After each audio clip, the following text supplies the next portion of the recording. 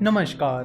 Technical analysis के 7वें episode में आपका स्वागत है। पिछले कुछ एपिसोड से हम अलग अलग कैंडलस्टिक पैटर्न्स के बारे में बात कर रहे हैं। हमने हैमर के बारे में बात की, उसके बाद हमने हैंगिंग मैन के बारे में बात की, उसके बाद हमने स्पिनिंग टॉप और दोजी के बारे में बात की, और अब हम बात करने वाले हैं इनगल्फिंग पैटर्न्स के बारे में।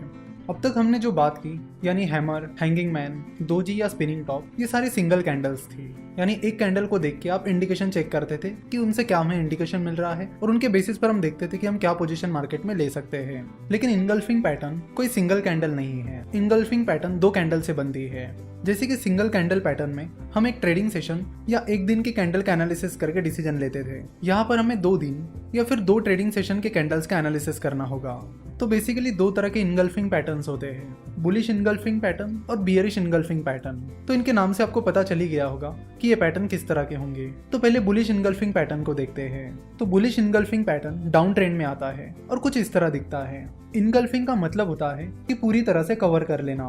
तो आप यहाँ देख सकते हो कि जो दूसरे नंबर की कैंडल है उसने पहले नंबर की कैंडल को पूरी तरह से कवर कर लिया है। आप यहाँ पर देख सकते हो कि डाउन ट्रेंड चल रहा है, शेयर प्राइस लगातार गिर रही है और उसी बीच एक ग्रीन कैंडल रेड कैंडल को पूरी तरह से कवर कर लेती है। तो जब आपको ऐसा कोई पैटर्न दिखता है तो उसे बुलिश इनगल्फिंग पैटर्न कहते हैं। देखो यहाँ पर एक चीज का आपको जरूर ध्यान रखना है और वो ये कि ये जो पहली बॉडी है यानी रेड कैंडल की बॉडी, उसे ग्रीन कैंडल की बॉडी ने पूरी तरह से कवर कर लेना चाहिए। अगर ग्रीन कैंडल की बॉडी इस रेड कैंडल की बॉडी को पूरी तरह कवर नहीं कर रही है तो वो इनगल्फिंग पैटर्न नहीं होगा। तो जैसे कि हमने बात की थी कि bullish engulfing pattern down trend में आता है जब स्टॉक प्राइसेस गिर रही होती है। तो डाउन टर्न में स्टॉक प्राइसेस लगातार गिर रही है और नए नए लोज बना रही है, जिसके बाद अचानक ये ग्रीन कैंडल बन जाती है जो कि पूरी तरह से उसकी पहले की रेड कैंडल को कवर कर लेती है और उस ग्रीन कैंडल की क्लोजिंग प्राइस उस रेड कैंडल से ज्यादा होती है। तो ये ग्रीन कैंडल हमें बताती है कि उस स्टॉक में या मार्केट में बुल्स ने एंट्री कर ली है। साथ ही उस ग्रीन कैंडल की क्लोजिंग प्राइस उसके पहले जो रेड कैंडल थी उससे ज्यादा है। तो इस ग्रीन कैंडल के दिन बुल्स ने उस स्टॉक में एंट्री कर ली है और सिर्फ एंट्री नहीं की है, उन्होंने उस दिन भर में अपना मोमेंटम भी बनाए रखा। तो बुलिश इनगल्फिंग पैटर्न हमें बताता है कि उस डाउन ट्रेंड में यानी उस बियरिश ट्रेंड में बुल्स ने एंट्री कर ली है और अच्छी खासी सक्सेसफुल एंट्री कर ली है, जिसके बाद ये एक्सपेक्ट किया जाता है कि आगे भी बुलिश पैटर्न कंटिन्यू कर सकता है, जिसके चलते ट्रेडर्स उस स्टॉक को खरीद सकते हैं। यानी बुलिश इनगल्फिंग पैटर्न हमें बताता है कि जहां पर बुलिश इनगल्फिंग पैटर्न तैयार हुआ है वहां से आगे मार्केट में बुलिश ट्रेंड आ सकता है, जिसका फायदा ट्रेडर्स उस स्टॉक को खरीद कर ले सकते हैं। जिस दिन आपको ये इंगल्फिंग पैटर्न बनता हुआ दिखाई दे रहा है उस दिन के आखिर में खरीद सकते हो। यानी जिस दिन ये ग्रीन कैंडल बन रहा है उसके आखिर पीरियड में आपको पता चल जाएगा कि यहाँ पर बुलिश इंगल्फिंग पैटर्न बन रहा है, तो उस दिन के आखिर के कुछ टाइम में आप उस स्टॉक को खरीद सकते हो, या फिर आप अगले दिन का वेट कर सकते हो और अगले दिन उस स्टॉक को खरीद सकते हो। और इन दोनों रेड और ग्रीन कैंडल में से जिस कैंडल का लो कम है उसे आप स्टॉप लॉस रख सकते हो। एक चीज हम फिर से रिपीट करेंगे कि जब भी आप ट्रेडिंग कर रहे हो तो आपको स्टॉप लॉस रखना ही रखना है। विदाउट स्टॉप लॉस आप ट्रेडिंग बिल्कुल भी मत करिए। अब बात करते हैं बियरिश इनगल्फिंग पैटर्न के बारे में। Bearish engulfing pattern up trend में आता है और कुछ इस तरह दिखता है। इसमें पहले आपको ग्रीन कैंडल दिखेगी और उसके बाद रेड कैंडल दिखेगी, और जैसे कि आप देख सकते हो कि इस रेड कैंडल ने उसके पहले की ग्रीन कैंडल को पूरी तरह कवर कर लिया है। देखो, जरूरी नहीं है कि उस पूरी रेड कैंडल को उस ग्रीन कैंडल को पूरी तरह से कवर करना है। जरूरी ये है कि उस रेड कैंडल की बॉडी को ग्रीन कैंडल की बॉडी को पूरी तरह से कवर कर लेना है। तो यहाँ पर बॉडी ज्यादा मैटर करती है रादर देन की पूरी कैंडल। तो जैसे कि आप यहाँ पर देख सकते हो कि मार्केट में अप ट्रेंड यानी बुल ट्रेंड चल रहा है। शेयर प्राइस लगातार बढ़ रही है और नए नए हाइस तैयार हो रहे हैं, और इन हाइस के बीच अचानक से एक रेड कैंडल आ जाती है जिसकी बॉडी उसके पहले की रेड कैंडल की बॉडी को पूरी तरह से कवर कर लेती है। तो जब भी आपको ऐसा कोई पैटर्न दिखेगा तो उसे बियरिश इनगल्फिंग पैटर्न कहा जाएगा। तो बियरिश इनगल्फिंग पैटर्न हमें क्या इंडिकेट करता है? बियरिश इनगल्फिंग पैटर्न हमें इंडिकेट करता है कि मार्केट में अपट्रेंड चल रहा है, लगातार उस स्टॉक में नए नए हाइस तैयार हो रहे हैं। उसी बीच ये रेड कैंडल आ जाती है और ये रेड कैंडल इंडिकेट करती है कि उस रेड कैंडल के दिन की क्लोजिंग प्राइस उसके पहले के दिन की क्लोजिंग प्राइस से कम है।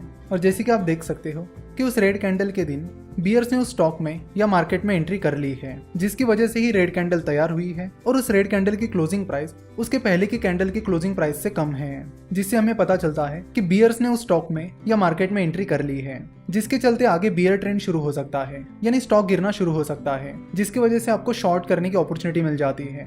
यानी ट्रेडर शॉर्ट सेलिंग करके उस स्टॉक की गिरने वाली प्राइस का फायदा ले सकते हैं। यानी बियरिश इनगल्फिंग पैटर्न के बाद ट्रेडर्स उस स्टॉक को शॉर्ट करके यानी उस स्टॉक में शॉर्ट सेलिंग करके प्रॉफिट कमा सकते हैं, जैसे कि बियरिश इनगल्फिंग पैटर्न के बाद जैसे ही उस स्टॉक की प्राइस गिरने लगेगी तो उससे जिन ट्रेडर्स ने उस स्टॉक में शॉर्ट सेलिंग की है उन्हें फायदा मिलना शुरू हो जाएगा। तो ट्रेडर्स जिस दिन ये रेड कैंडल फॉर्म हुई है उस दिन के आखिर के पीरियड में इस स्टॉक को शॉर्ट कर सकते हैं, या फिर ये जो रेड कैंडल है उसके अगले दिन ट्रेडर इस स्टॉक को शॉर्ट कर सकते हैं। तो जब भी आप बियरिश इंगल्फिंग पैटर्न में पोजीशन लोगे तो उसमें ये जो रेड कैंडल है और ग्रीन कैंडल है, इन दोनों में से जिस कैंडल का हाई ज्यादा रहेगा उसे आप स्टॉप लॉस के तौर पर यूज कर सकते हो। बुलिश इंगल्फिंग पैटर्न से हमें पता चलता है कि डाउन ट्रेंड खत्म होने वाला है और अप ट्रेंड शुरू हो सकता है, जिसका फायदा ट्रेडर्स उस स्टॉक में एंट्री करके ले सकते हैं। वही बियरिश इंगल्फिंग पैटर्न हमें बताता है कि जो अप ट्रेंड चल रहा है वो खत्म हो सकता है और डाउन ट्रेंड शुरू हो सकता है, जिसका फायदा ट्रेडर्स उस स्टॉक को शॉर्ट करके कर सकते हैं। तो आशा करते हो कि आपको बियरिश इंगल्फिंग पैटर्न और बुलिश इंगल्फिंग पैटर्न ये दोनों भी पैटर्न अच्छे से समझ में आए होंगे। साथ ही ये पैटर्न्स क्या इंडिकेट करते हैं ये भी समझ में आया होगा। हमने ये भी बात की थी कि इन पैटर्न्स के बाद आप कौन सी पोजीशंस ले सकते हो और क्या आपका स्टॉप लॉस होना चाहिए। तो आने वाले कुछ एपिसोड्स में भी कुछ इस तरह के अलग अलग पैटर्न्स के बारे में जानने वाले हैं। हम पता करेंगे कि वो पैटर्न्स क्या इंडिकेट करते हैं और उन पैटर्न्स के बाद आप कौन सी पोजीशन मार्केट में ले सकते हैं। अगर आपका सवाल ये है कि इन कैंडलस्टिक चार्ट को हम कहाँ देख सकते हैं, तो अगर आपका कहीं पर डीमैट अकाउंट नहीं है तो आप moneycontrol.com पर भी इन चार्ट्स को देख सकते हो। moneycontrol.com की वेबसाइट पर जाकर आप किसी भी शेयर का नाम सर्च कर लीजिए और उसके बाद यहाँ टेक्निकल चार्ट पर क्लिक कीजिए, जिसके बाद आपको उस स्टॉक का कैंडलस्टिक चार्ट मिल जाएगा।